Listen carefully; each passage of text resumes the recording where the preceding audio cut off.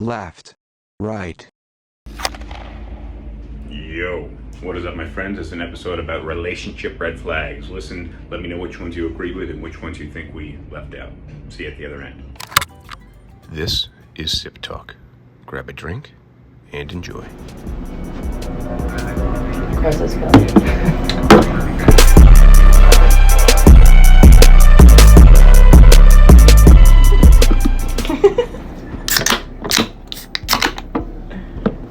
Cheers. Cheers. Cheers.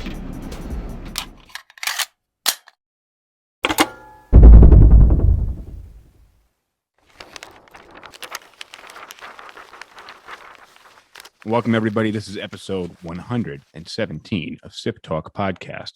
My name is Justin DiGiulio, out of my basement in New Jersey, just outside Manhattan. I am joined tonight by James, the Boswell, accountant, philosopher, bartender, professional referee. Nice to have you, James. Greetings from sunny San Diego. Sunny San Diego. Is it still sunny over there right now? Sun is setting. It's like kind of dusk right now. I see.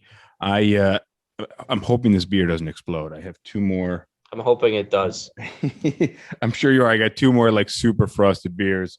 I'm hoping they defrost by the time I'm ready to open them up. Oh shit. Oh man, my hands are just soaking wet. Here we go. So tonight is a continuation of the last podcast. Last time we talked about deal breakers when it comes to relationships. Tonight we are talking about red flags. You ready for this? I'm good. I got a little bit of a list here, and then I got a couple other personal anecdotes. All right, cool. And then David is joining us shortly as well, right? Yeah, he just walked in the room. He should be getting set up, and I think he'll join us within the next 5 or so. Cool. Well, while he's joining, I won't pry too much, but you came from a business dinner, and I don't really need to know the topic of conversation, but I just have some general questions. It was a business dinner, yeah? Yes. All right. What type of restaurant was it? Italian. Italian restaurant. All right. Was there alcohol consumed? Yes. How much on a scale? Well, how many drinks per person average? 2. Two per, like just two as a cap. Two as a max? Yeah, I don't think anybody had more than 2. All right. What type of drinks? I started with a bourbon and bitters and then had a beer. Derv had a beer, and then I might have been the only person who had 2 drinks, actually. No, Doug and Ken both had a glass of wine with them. Okay, yeah, so the 2 CEOs started off with a cocktail each. One was a martini, one was like a gin and tonic, and then they had a glass of wine with dinner. Okay. All right. Reasonable. I was very curious. Anything exciting order? I'm always curious about the dynamic of business dinners. It was just like the CEOs ordered some appetizers, and then we all had our entrees, and we talked about a little bit of about a business, a little bit about like where each of us grew up and what growing up was like. Me and Dirk bullshitted a little bit about some of the follies of our youth, and tried to keep it kind of casual, but also conventional. Yeah, like I said, I was just curious really on the I was just kind of on what was consumed drink wise and that dynamic there, just to kind of get a vibe for the type of people you're meeting. I'm glad they had some cocktails. It wasn't just them drinking white wine or something along those lines. That would have been a little funny to me. And I'm happy they ordered appetizers. I think, when you're hosting a business dinner, I assume they paid. Oh, yeah. When you're the employer and you're hosting the business dinner, it's on you to pay. And you really ought to order some appetizers to take care of people. And typically there's some leftover food and things. Nobody should be left hungry when you're taking people out to eat. My business is mostly alcoholics. When I take people out to eat, they drink quadruple what the food tab is. So yeah, it's a little bit different in my industry, but that's why I'm always curious about the other industries, what it's like, because it's a little more professional.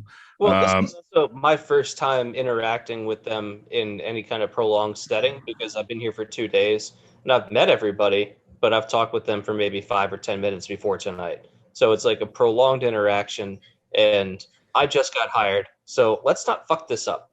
Fair enough.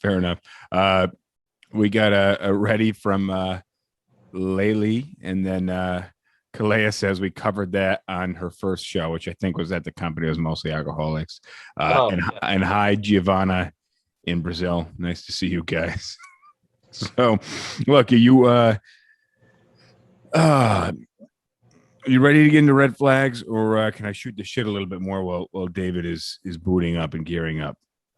He should be ready in the next 2 minutes or so. He's getting his laptop set up right now. Look, I got a call from the attorney I'm working with on this copyright lawsuit, and I decided I want to share a little about what's going on the public setting, because I feel it deserves some attention here. Have I shared with you what's going on with this copyright infringement lawsuit? A little bit. Okay. Well, I didn't want to pry too much over the air because it's an ongoing. Well, yeah, it is ongoing, and now I'm just going to share it because I'm just fucking fed up with shitty people, right? And I want to draw some attention to just how shitty this guy's being. I like my job. I like my job because I try really hard to make people happy. Sometimes I don't have to try that hard. They're just happy. Oftentimes I find in New York City, people can be very challenging. And those are the ones that obviously I don't enjoy clashing with them in the beginning, but I enjoy overcoming that and building some almost camaraderie over the duration of the time I spend with people, and ultimately winning them over, finding them a nice place. And I also enjoy the aspect of hiring and training people and help people build careers. It was a big lifestyle change from the trajectory of my career, starting out knowing very little, working my ass off, and building myself up. So I like giving other people the opportunity for that. Point is I try helping other people. That's my goal. Let me let David join here, and then I'll finish my sentiment on this asshole I got to deal with. All right, here we go. Welcome, David. Greetings. David, you are in the same location as James. I'm trying to get this text call-in number. If you guys want to call in, audio only, feel free to text the number that's on the screen. What's up, David? Yeah, I like that you guys got the two queen bed hotel room. That's very nice. It would have been a little bit weird to have one king. Well, you could have gotten two different rooms, but no, I think I said it's good that you guys got the the 2-bedroom there. I like that David's positioned himself in the center of the bed. I liked it. It looked like a crown. It looks like a halo, actually. Like one of the Aztec gods. Or actually, it could They look had like hats a like that. sombrero, actually. It could. We're very close to Tijuana. So look, I want to talk about this shitty guy. This guy's suing me for for a couple of the agents at my company 4 years ago who used some of his copyrighted photos in their advertisements for apartments. And were his photos copyrighted? Yes. Did we use them? Yes. However, I want to recap a little bit about how we use this. James, I haven't gone into too much depth on this with you, yeah? No. We could first start by saying hi to Maria, since she's all the time. Yes. So, hi, Maria. Nice of you to join us. Hey, guys on Instagram. Hey, guys on TikTok. If you guys want to share, we're going to get there. We're going to talk about relationship red flags. So if you want to throw some relationship red flags out there, we will definitely. Rosh Galeb is following on the live as SipTalk podcast and feeding us your comments. So don't feel shy. Throw them out there. We will get there. So look, I just want to recap on this guy because he's driving me fucking insane. He's obviously a shitty person. What happens is in New York City, we have exclusive listings where the owner or the landlord allows one person to advertise, and then we have open listings. What this guy does is he goes and he takes photographs of the open listings, and then he sues other people for using his photos, that he copyrights them. What has happened in this case was he uploaded his photos to one of the Zillow websites. Zillow is a listing website. They own Trulia, Street Easy, Hot Pads. It's a big, almost monopoly-like group for apartment finding and apartment selling websites. What happened in our case is that we use a database called Nestio, and Nestio scrapes the internet for listings, and we use it as a database. So our agents can go there and they can advertise properties. Now, generally, when landlords send us their photos, we have an open listing agreement with them, so we can use their photos in our advertisements. However, every once in a while, new agents get confused whether the listing is coming from the management company / landlord or from a broker. Now, almost all brokers put watermarks on their photos. And that way you can tell and differentiate what is a picture that's been taken by an agent / broker or what comes from the landlord. So what this guy does is he puts a minuscule watermark on the bottom corner of his photos. I would say roughly a 16th the size of the industry average watermark. All right. So is this guy just kind of I'm following your advice. Really, let me tell you what's happened though. What happens is the guy uploads his photos and he sues every broker under the sun, kind of round robin yearly. So right now he's got like 50 pending lawsuits. He's basically, threatens people with the standard for copyright infringement, which is like 150 grand. And then he settles with them for a large fraction of that.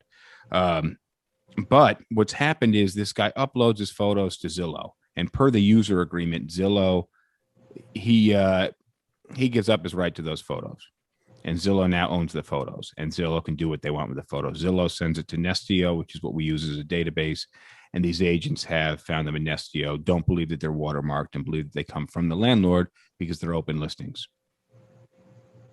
So this guy's reached out to me a couple of times. New agents asked me to take some photos down. I did, took the ads right down, sent a message to the entire company. Hey guys, you need to take your own photos or make sure you're using landlord photos. If you have any question, come see me. Happened on 3 different occasions. But this guy's not trying to negotiate. He's just trying to sue people. And this is how this guy makes money. And I think it's a really shitty thing to do. And the fact that he reduces his watermark to, nearly a 20th the size, you can't even read it on the photos.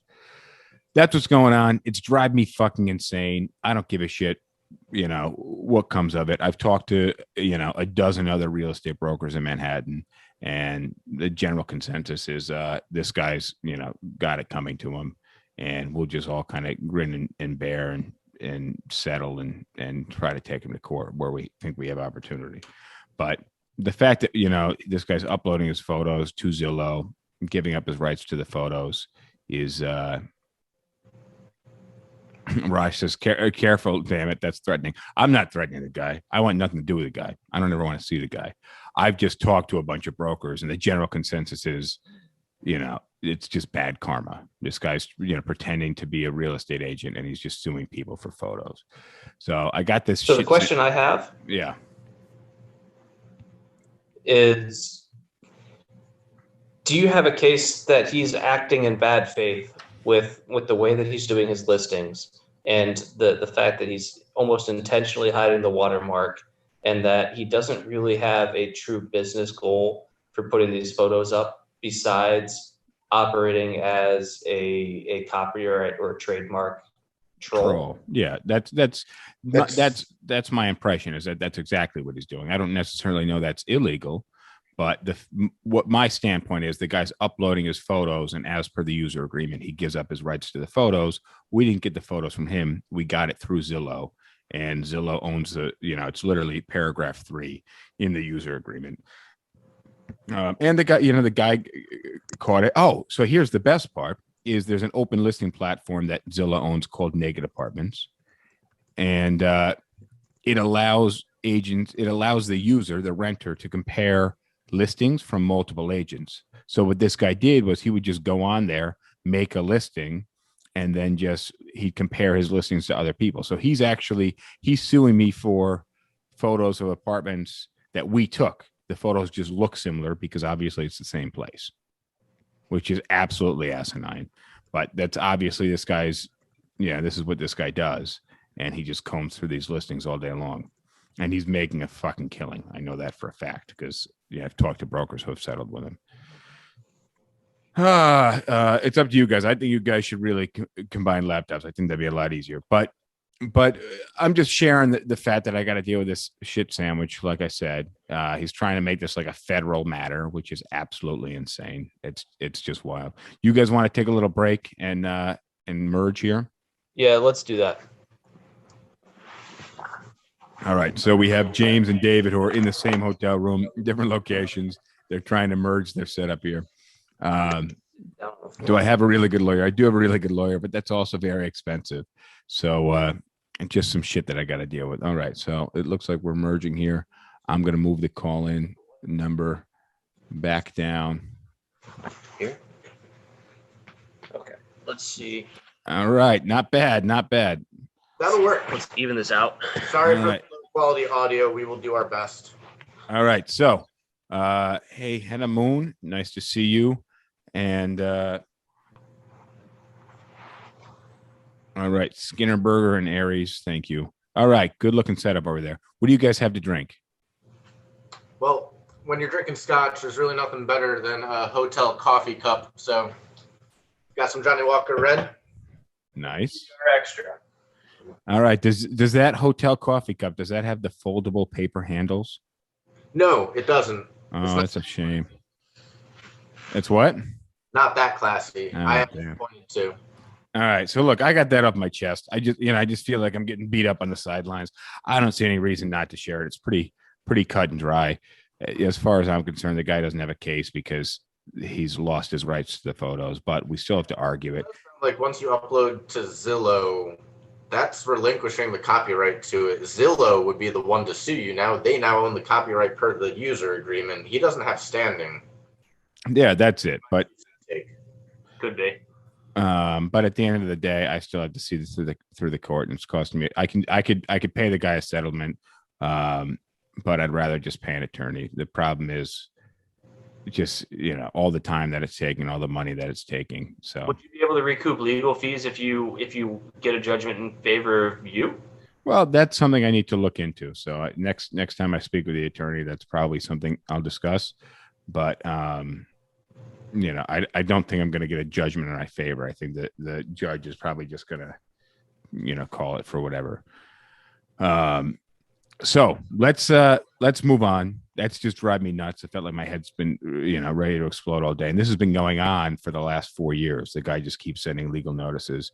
And then finally we just agreed to take it to court. So the judge just heard it initially. I don't know that it's federal court. So the judge just heard it for the first time this morning, and now we got all the motions we got to go through. Fun times. Fuck this guy. Red flags. We're talking about relationship red flags. So I know we lost a few of you guys because it's boring as shit. Shahir is asking on TikTok, are those two brothers? Yes, the Boswells. James, the Bosnitter Boswell. David Boswell, the political scientist. They are brothers. We're going to do our best to keep up the audio, but we're going to talk about red flags. I think there's no one better to talk to about red flags. The two of us? Than a group of guys in their 30s. I want to start off with one, which is if they have any pending litigation against them. Oh, I like that. That's a good one. That is definitely a good red flag. You should definitely Google people's names. I think you're screwed if somebody's got like a super common name, but if somebody's got a not a super common name, I guess, or with a little Googling, you can locate them. I think you should Google everybody. If their name's John Smith, then probably not, but I'm all for the Googling game. How about you guys? You Google ahead of time? No. Really? Even in the South where all the women have the 2-part names? I feel like that would be easier. You want to Google them to make sure that they're not a relative of yours, but we weren't from the South, so that wasn't an issue. Gotcha. I understand. Is that how you, what's that? Family tree. That's not much of a Google search. That's a genealogy. It's like a 23andMe. You might want to Google them to make sure that they're actually genetic females. But if you Google the name that they gave you, it's not going to pull up their dead name, so it's not going to work. You idiot. Yeah, yeah. Obviously, David has way more experience on this than you. So look, what's that? Them alphabets. Yeah, let's get ourselves in more trouble. Yeah, no, we don't need. I mean, we're already talking about pending litigation, and obviously, I'm walking a fine line to not get myself in trouble. Not. So, my advice is you check everybody out on Google, social media, anywhere you can before you go on a date, especially if you're a female, because guys are creepy and slightly more dangerous than women. So, my advice is females look for that. Here's a red flag I just thought of. When you're looking at somebody on their social media and you see them in a current or recent picture with someone that looks like a significant other, I think that should be a decent red flag. A lot of people cheating out there. Thoughts on that? Depends on their overall social media postings. I'd say, yeah, if it's recent, sure. If it's the top thing on their feed, not necessarily. Like, I have no idea what my feed even looks like because I haven't posted anything on Facebook in probably 5 or 6 years. I can't recall, honestly, when the last time I posted something. I'm sure. So it might some people don't stay super on top of that. posted. What, say that again? I know I also don't have any pictures of me posted with a girlfriend like on my profile because that's not how I use social media then. It's not how I use it now. Yeah, I understand. I typically do, more so for business. So I generally try to keep family out of that. But a girl might have a picture with her brother or her cousin or something like that. You may just assume that that's their significant other, but it may not be the ultimate red flag that just turns you away. You may still take the date, but it's something that should be in the back of your mind. The point is, Google somebody, check out their social media. All right, I'm going to move. I'll give you my first 3 red flags. James, you said you have some of your own, right? Yep, but you go. All right. So I got lack of communication. Early in a relationship, somebody doesn't communicate much at all. Definitely call that a red flag because getting to know somebody involves a heavy amount of communication. And that could be like not texting back for a while, not calling back for a while, disappearing, they don't text you back for a day or two. That seems subjective to me, only in the sense of I know that sometimes when I'm just starting a relationship, just starting dating, you're really cognizant of not wanting to come on too strong. Sure. But there's let's hang out next week. I'll reach out to you and we'll set something up. Or there's, hey, how's it going? And then 18 hours go by. Good. And you? To me, that's a bit of a red flag. 18 hours to reply to a basic message like that. That's a conversational message. And when it's early on, you can be conversational at times, but and this is where I think a lot of people fuck up early on in dating is that they don't know how to have conversations via text message. And it feels very stagnant, very boring. And you're having this conversation. Hey, how are you? What did you do today? And it's over the course of 36 hours. Right. And that's boring as fuck. That's not how early dating corresponding should be. It should be setting up times to meet in person and going from there. But you're not dating, you're not in a relationship with this person already. So, well, I want to kind of tack on to what you were just saying, which is I feel pretty similar, and that would be flakiness. Yeah. So flakiness can be part of not responding to texts or calls or just being generally unavailable, but also canceling plans last minute or changing plans completely, but just not being a reliable person. Because if I'm dating somebody and I'm planning on seeing you, I want to see you. And like if something comes up once, fine. But like if something comes up more often than not, then it's telling me that you're not that interested. I have my next 2 are irresponsible and unpredictable.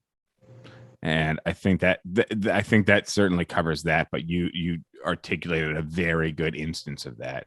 and somebody who cancels, there's something I hate about last minute cancelers, and it's that typically they just don't give a shit about you at all. That's the message they're sending. Agree. Yeah, they don't give a shit about your time. Especially if you're planning a date with somebody, and then you've set that time aside. I'm a pretty busy guy, and if I'm setting time aside to whether it's for business or for personal or whatever, and somebody cancels on me last minute, that's why I've learned as a real estate agent in Manhattan, which is a very busy place, is that I book all first time appointments in the office. I'm not meeting people outside of the office. If somebody wants some of my time, they're going to come to me, at least for that first meeting. If it's a second or third meeting, I'm happy to meet you out there, but we've already established our relationship. We already know that we're working together. But if you're not willing to come to me, for my help, remember they're seeking my help, but they're not willing to come to me for my help, I'm not taking that appointment. And I have more than enough business that I can turn people away who aren't interested in doing that. Right, because if they cancel on you last minute, it's not just that you didn't get to hang out with them, which is what you wanted to do. It's now you can't do anything else with that time. Well, that's and when it comes to, again, I'm relating it back to work. We were talking about relationships, but yeah, you can't do anything else with that time. You could maybe, but now you're going back to the drawing board. And for me, when it's at work, now I'm losing money. That's potential income earned. You turned down other possible appointments because you had 11 to 12 booked. And now at 10:59, you can't book another appointment for 11 to 12. That time's kind of shot. Yeah. So you might be able to do other menial tasks. You might be able to do something. But in terms of anything that requires planning, not going to happen. Yeah. And I don't think that says a huge amount of who that person is in the long run, but I think it says enough about who that person is in the short run. That's just not somebody that you want to. So it's somebody who maybe hasn't matured enough to the level of understanding that other people are just as important in that as they are within their own lives. My personal policy is it's a 2-strike policy. If you cancel on me once, okay. If you cancel on me twice, we're done.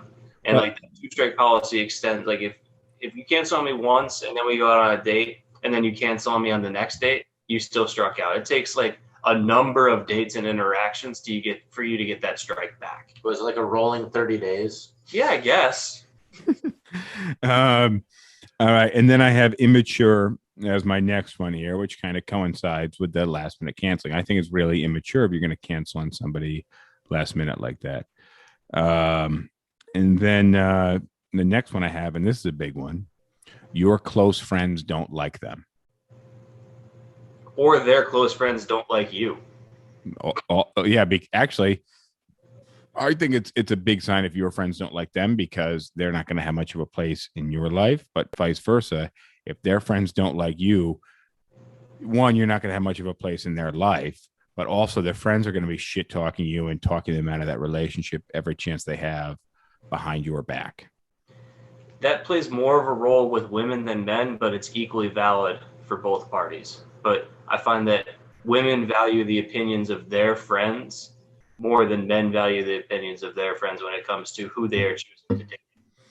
I think I'd agree with you on that one. We're brothers. We get along on pretty much everything, but our respective exes from Charles, not so much. There are times where we go 6 or 8 months without even talking because it was stressful. Yeah. It's not the best period in either of our lives. I get that.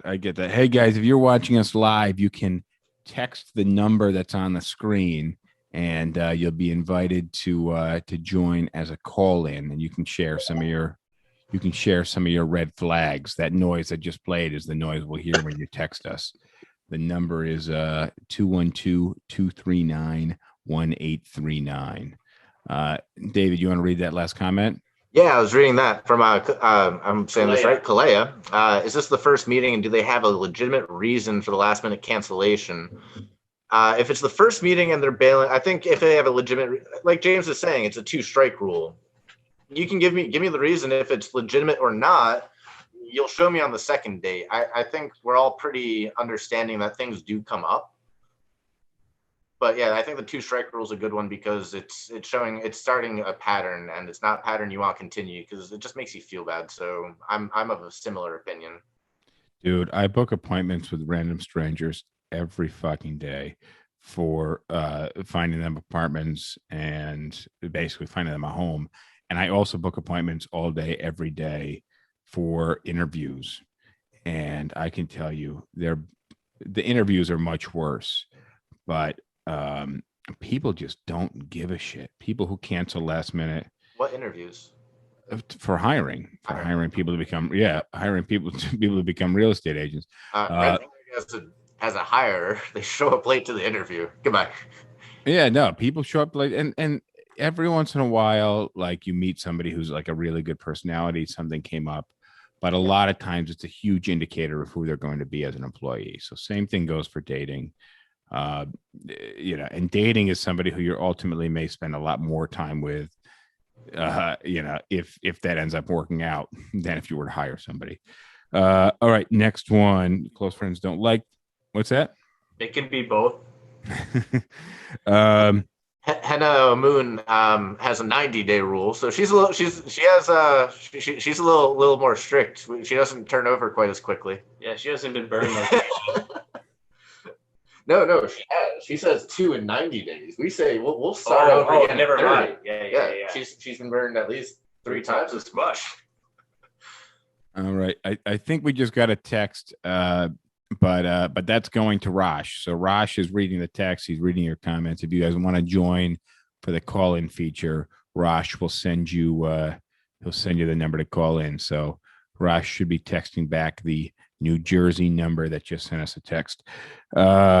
Secret of past. Unless they're a Russian spy. Why is that cool? Do you get points for that? You get a lot of points for that. You speak Russian? No. Я говорю по-русски. I don't actually speak Russian.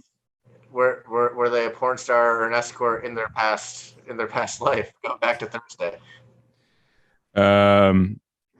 Well, yeah, I mean, there's some what would be a reasonable reason to be secretive about your past? I can't think of protection. Witness protection? Yeah, that's a good one. Would you tell somebody that you're in witness protection? If they're an actual witness, it depends. If they're not just like squealing to get out. Yeah.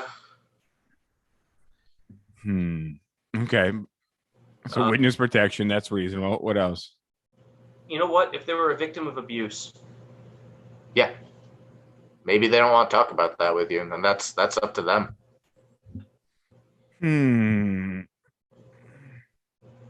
Okay, but I feel like there might be a decent way to convey that. I don't know. Maybe telling somebody you just had a really bad relationship, you don't like talking about it. All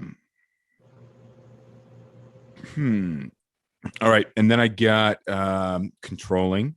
And remember, these are red flags. So these are things you're looking for early on in a relationship. A controlling partner early on in a relationship. Controlling or overly jealous.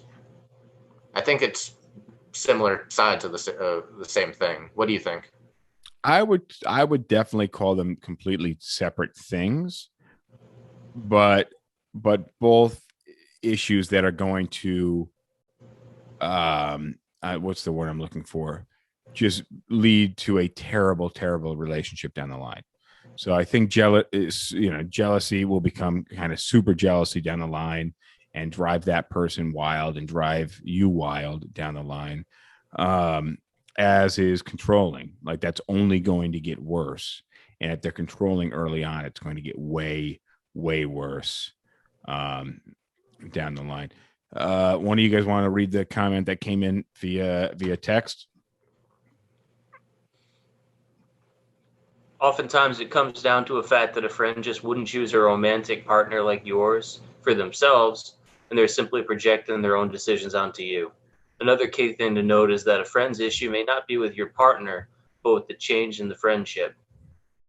So I think that there's something to that, but there's a difference because, like, I've got a friend in Charleston who's dating someone that I would never date for a variety of reasons.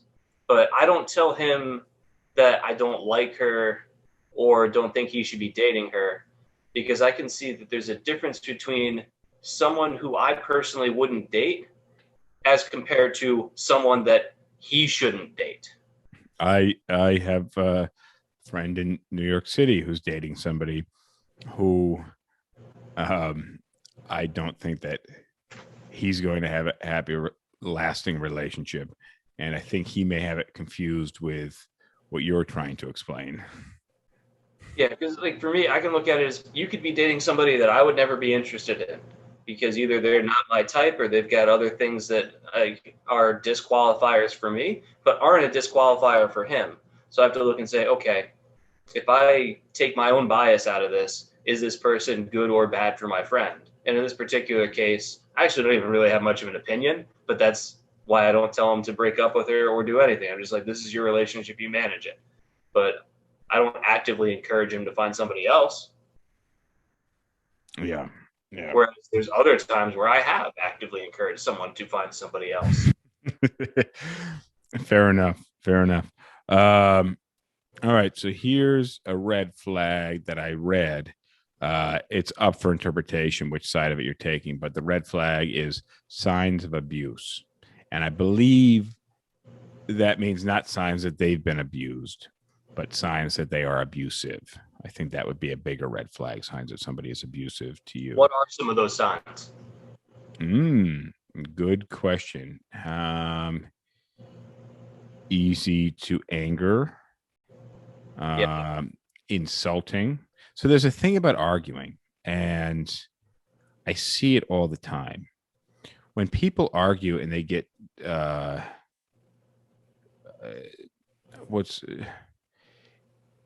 it almost becomes more like a defamation thing, like you're trying to tear the other person down. Like when you're arguing with somebody and you're calling them a bitch, or asshole or things like that, it's just not a constructive argument. You can have a spirited yelling argument even where it's constructive and you're trying to be heard and get your point across. But when you're calling somebody a piece of shit, when you're calling somebody names and things like that, that's really detracted. It's bringing you in the wrong direction of a solution. In my view, if you have that kind of an argument, you need to end the relationship. I don't think there are constructive yelling arguments unless you happen to be on opposite sides of a lake and you need to convey your point across a long distance. If you're having a constructive conversation, there's really no reason for the tone of voice to get anything louder than how we're talking right now. What if you're Italian? Then you use your hands. Well, I think what happens is that people get, and you're getting to this point where you're disagreeing on something and people have a very difficult time articulating things the way they want to and conveying their point.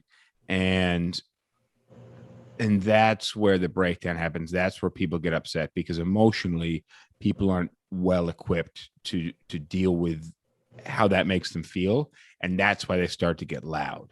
The point that I'm not arguing against being loud because I don't necessarily think that being loud and yelling is necessarily abusive. I don't think it's a good way to argue, but I don't think it's abusive.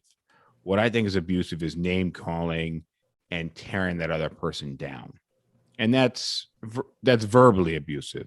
Then there's also, like I said, the first thing I said was easily angered. And then somebody who maybe puts their fist through the wall or breaks things when they get upset, because I think that's a pretty slippery slope because you could come between that wall and the fist or, whatever it might be. Somebody who treats animals poorly. Ooh, that's a very good sign of abuse. Yeah. And James is about to say, well, I don't like it. I didn't say people who don't like animals. James doesn't like animals, but he doesn't treat them poorly. He just ignores them and avoids them and doesn't engage with them. But he doesn't kick them. He doesn't throw them across the room. He doesn't hit them to make them go away. He just says, leave me alone, and makes everyone so annoyed at his bitching that they deal with the dog so he doesn't have to. But he doesn't abuse them. He doesn't treat them poorly.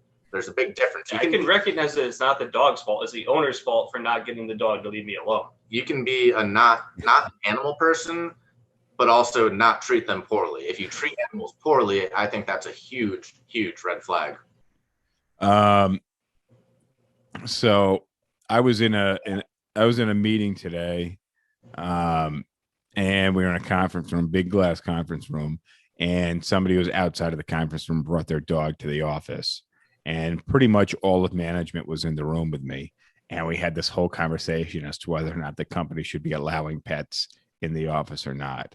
And we actually had no resolution to the idea other than we'd like people to want to bring their pets, and that makes people happy.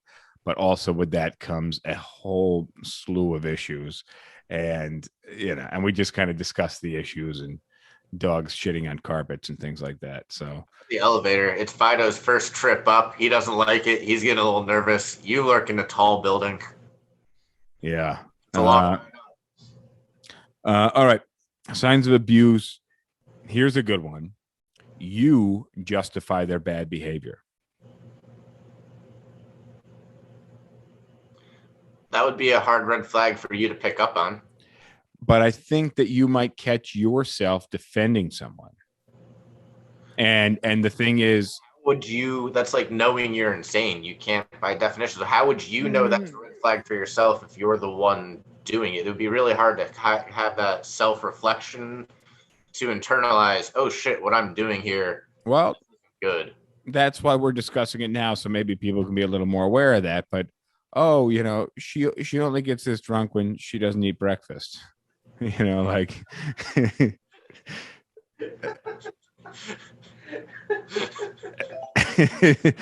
like that's the point. Is you've said that a few times. It's usually being said about usually something along the lines. Yeah. Again, we got a few messages coming in. If you guys want to join for call in, text your question to 212-239-1839, and you will be sent a link to call in. You'll be sent a link to call into the podcast. We won't be reading your questions live that you text in. Let's see. Karen says this one, which I like. But so getting attached too quickly. Oh, I caught that. Where did that come from? Who said that? Karen. Karen said getting attached too quickly. Yeah. That's a big one. The attachment issue. Sometimes I don't think moving too quickly, depending on the situation. Every situation is a little bit different. Obviously, moving in with somebody like a few weeks in, or trying to move in with somebody when the relationship isn't going very well, things like that. But the getting attached too early on is definitely a red flag. People have major attachment issues. I find that typically means that somebody isn't over their ex. Could be. And they're striving, they're trying too quickly to get back to something.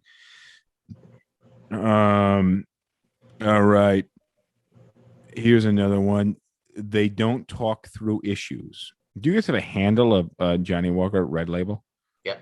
And it didn't look very full. Good for you guys. They don't talk through issues. So this goes back to the arguing thing. And, when you're in a relationship with someone, inevitably there's going to be issues. So what this is saying is that you don't really talk through the issues. You're not addressing those issues.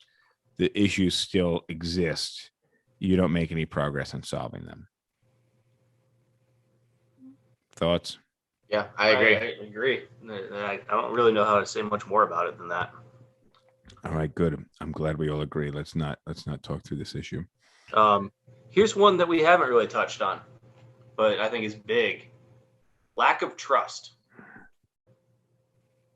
Oh, it's so difficult to be trusting. It's so difficult to be trusting these days, especially early on. So here's kind of I have a weird relationship with trust. For me, trust is similar to expectation. And I think when you set expectations too high, you oftentimes set yourself up for failure. So you're not necessarily, it's really, I think we talk about trust. You fall very quickly into cheating. But I don't necessarily think that's really what trust is all about. I think there's a little more, almost having faith in someone. But you see where I'm going with this? Trust running along the lines of expectations and setting it too high. Well, maybe some Hannah Anamoon says trust is earned, which is completely correct. So it's one of those ones where I guess like early on in the relationship, it's what kind of feeling do you get about them in terms of when they tell you something? Do you intrinsically trust, or do you be like, I don't know if that's the whole story? And then as a relationship goes on, you're like, well, she said she was just at a friend's house last night, but there were pictures of her out at a bar. And it's like, Yeah. it might be true that she was at a friend's house at some point, but she was definitely at a bar. And so now you're just like, well, I don't trust her because she didn't tell me everything about what she was doing, which. Well, here's how I think this is what I do is because I don't really trust very much. What I do is I run the worst case scenario through my head and decide if I'm okay with that. That's worst. awesome. Yeah, no, but I need to understand if I'm okay with that. And then if I start seeing signs that that's likely the case, then, and again, I said worst case likely scenario. So if it's not very likely, then it's not something I'm going to entertain. But if it's a decent possibility, then it's something I may entertain. But I have to see if I'm okay with that. And some things you'll never know. But I think if there's really an issue, it's going to surface at some point, unless you're just dumb and blind. Shit. All right, next one. Testing your boundaries. Yeah, I don't like my buttons being pushed just for fun. We just got a comment from Skrenberger. Like finding they hide things from you. I'm curious what types of things constitute as hiding things from you. Well, for you, apparently it's alcohol before you've had breakfast. I like alcohol as breakfast, actually. That feeds into trust, where it, like, I don't know. Here would be the easy example would be like if they've got a gambling problem. That's something that you can hide pretty easily for a time. For a time, yeah, exactly. I think. I mean, what would be a weird thing? What do people hide from each other? I'm pretty open book. You could hide that you have STDs.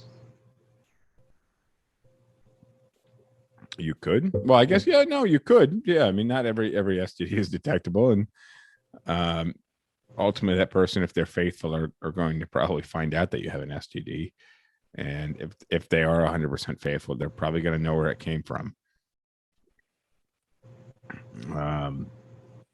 What other things could you hide?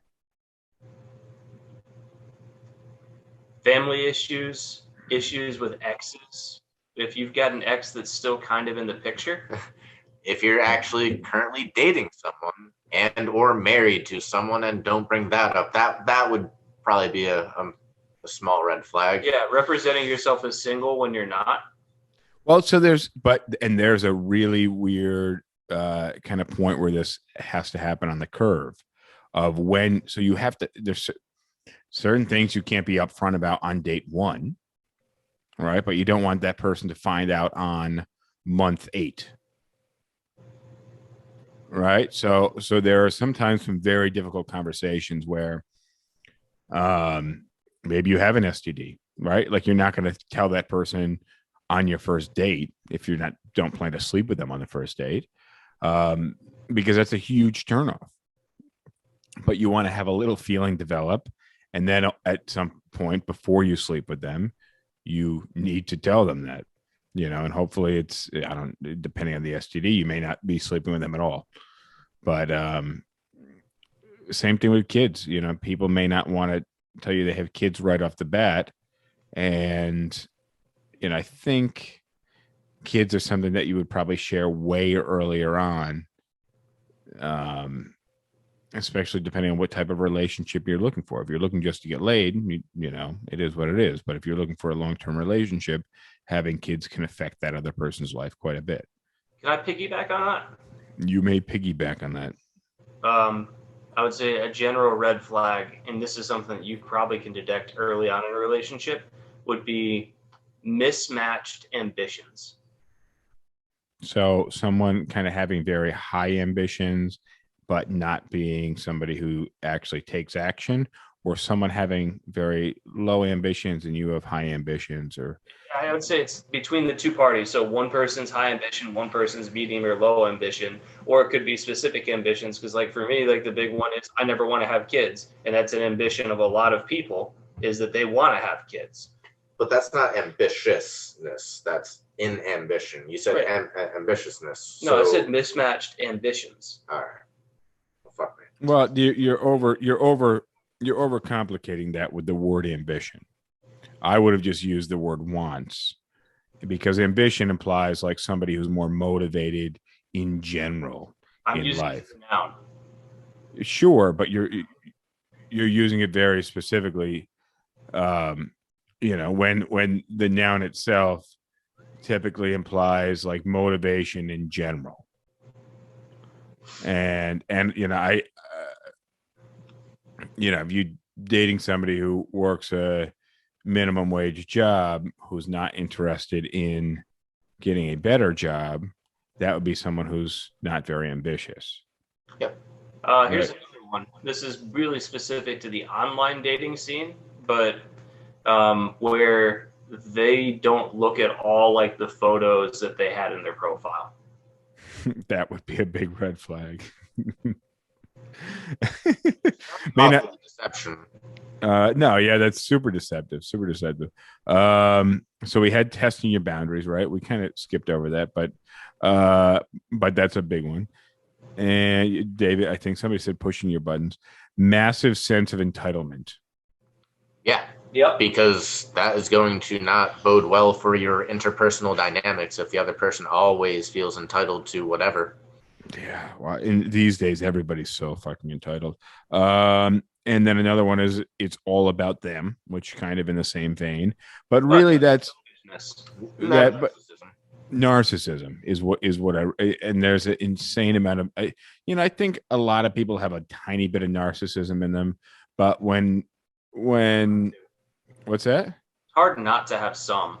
I agree with you, and I recognize some of myself, and sometimes I try to counteract that a little bit. But some people have this blind, raging narcissism. Some people turn it into their profession. They're called influencers, and I hate them. Yeah, I got some. That's a red flag. They're an influencer. So Mish Convarnos has some questions about that. I think we're gonna have to talk about it on the next podcast because we are running out of time here. Let's hit a couple of these comments real quick. Hannah Moon, hiding an X is still lurking in the background, and weight gain within 1 year. That was Shair Abba. Weight gain within a year. We have playing with you just to see how you react. Yeah, so like pushing buttons, testing boundaries. I think that kind of plays into that. Yep. Poor self-control. I'd like to know more about that one. I think in general, that could go the anger issues. Absolutely, but it could be poor self-control with alcohol. It could be poor self-control with other drugs. It could be excessively risky behavior, like spending money, or just, hey, they have a motorcycle and they always split the lane at 110 miles an hour because that's how they, like, I don't really want to date that person. I mean, maybe for a week until they... Yeah, you could be dating that person. You could plan a lifetime with them and it'll still be a short relationship. When you win, you lose. True.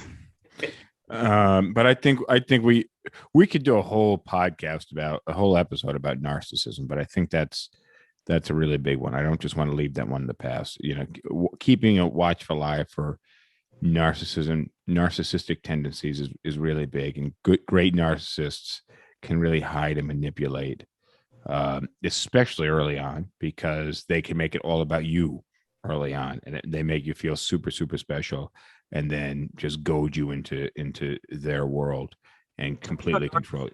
Affected you, Justin? Let's not. And super critical about past partners. It's kind of jealousy. No, whose partners? Your own partner? Like the ex is talking about their previous exes? Either or. Flag. Either or. If that's what it is, it's like when you're doing an interview, you don't want to shit talk your old job. It makes you look petty. Mm-hmm. Same idea. Yeah. I agree. And then constant criticism. That's a big one. And I think that can also that could be an element of narcissism as well.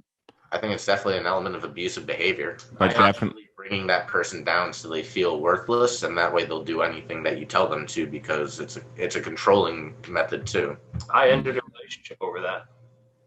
And then the last one I'm going to do before we call it for time, because we are running out of time, is gut feeling. Yeah. You just have a gut feeling about somebody that's just not great. And that really sucks, especially if you're super attracted to somebody. Or you kind of, you hit it off, you vibe really well with them, but just something doesn't feel right and you can't quite put your finger on it. I think that's a big red flag. What's that, David? Usually it's her penis.